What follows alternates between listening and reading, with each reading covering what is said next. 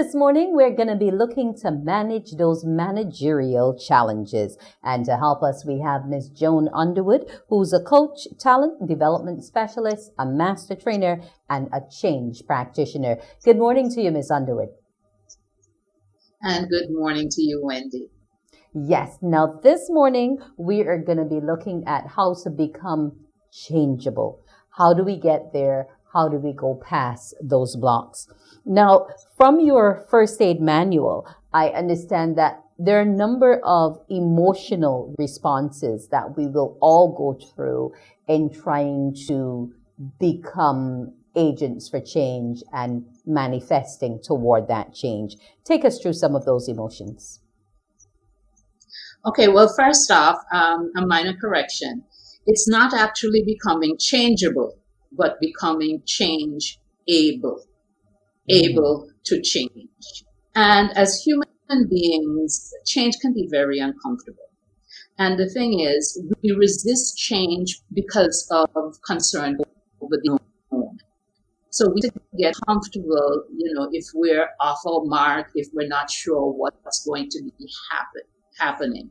So one of the first emotions that we can associate with the need for change is some level of anxiety, concern, apprehension. It may even elevate to the level of fear of the unknown.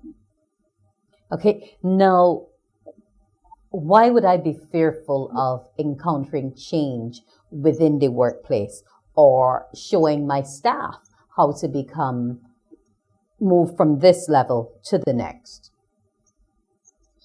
Because as human beings, uncertainty, unless you're someone who, is an avid risk taker, uncertainty can be intimidating. So if you're comfortable, and we here talk about moving beyond your comfort zone, the thing is, there's a reason that is called the comfort zone. Because there you feel safe, you understand what's happening, you know how to navigate, you know how to be successful in your comfort zone. Once you move beyond the boundary of your comfort zone, there's no guarantee that you're going to realize the same level of success.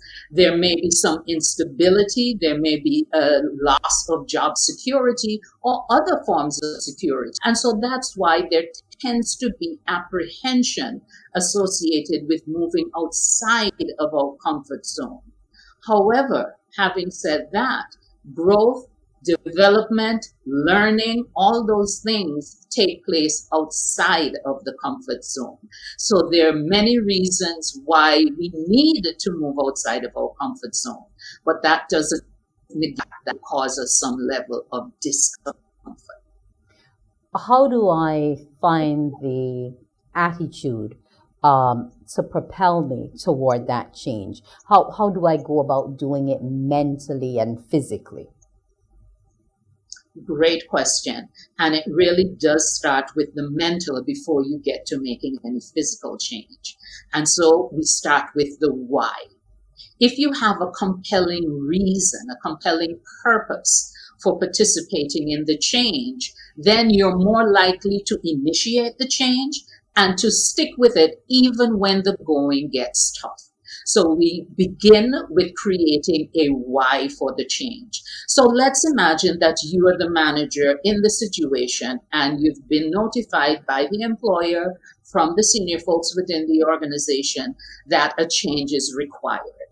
It's important for you to be able to understand first for yourself change, have an awareness of what is driving change. So that's step one, and you need to be able to appreciate it for yourself, but also to be able to articulate it, to explain it to those whom you lead. And the why needs to be compelling. For change to take place, the forces for change need to be more than the forces that are causing a resistance to the change. So that's step one, creating an awareness of the need for the change. However, having said that, awareness is, while a necessary condition, may not be a sufficient condition to induce change. So after you have the awareness of the need for change, you then need to cultivate the desire for the change.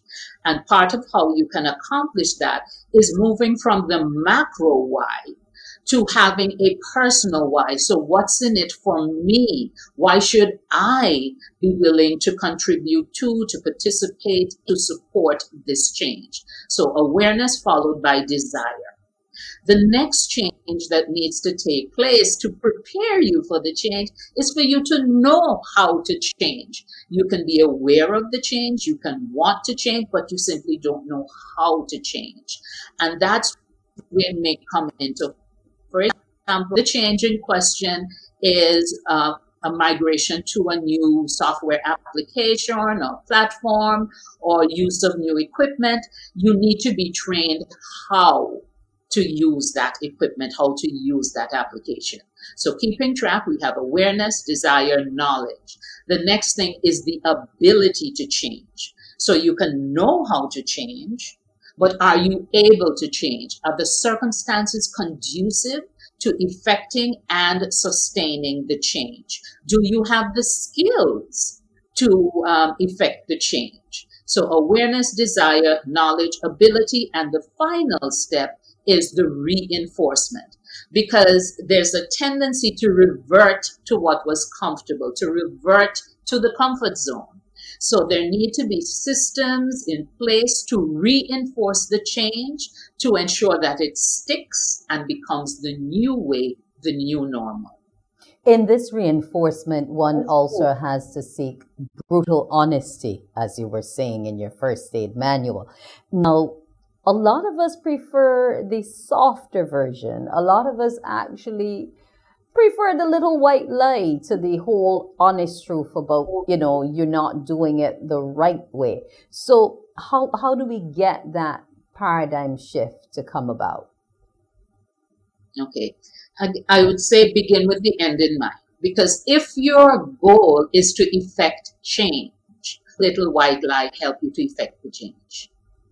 If not, then why are you working at counter purposes? So feedback can be honest without being brutal. So it's about how, not just what you have to communicate, but the how of the communication.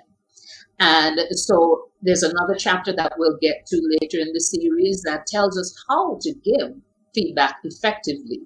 But suffice it to say that we, at this point in time, will say that the feedback needs to be objective. So it's about things that you have observed. It needs to be verifiable, because you don't want to get caught up in a he said, she said, because, that goes nowhere really quickly.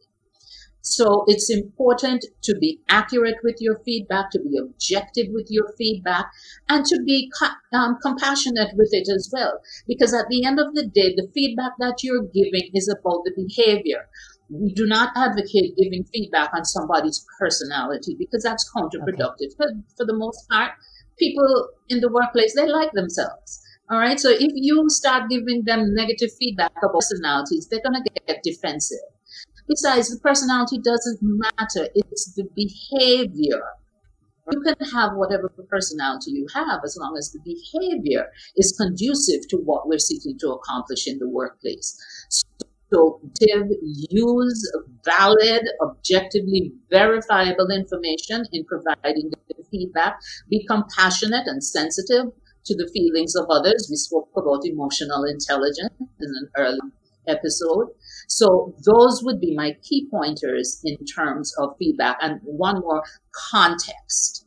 All right. Reinforce the why. Because remember, that's how you got people on board with the change in the first place. So give them the context, the feedback in the context of why we're doing this and how your contribution will help us to achieve that goal.